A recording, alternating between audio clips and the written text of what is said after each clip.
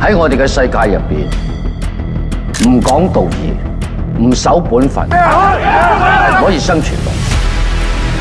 你包綠豆耳，我阿樂有冇資格坐？你背信棄義，唔配做老豆。你涉嫌勾結黑社會販毒，並且同多宗兇殺案有關。我而家正式拘捕你，最好先搞清楚自己係人定鬼嘅。我上咗位之後，成個人嘅思維又唔同咗。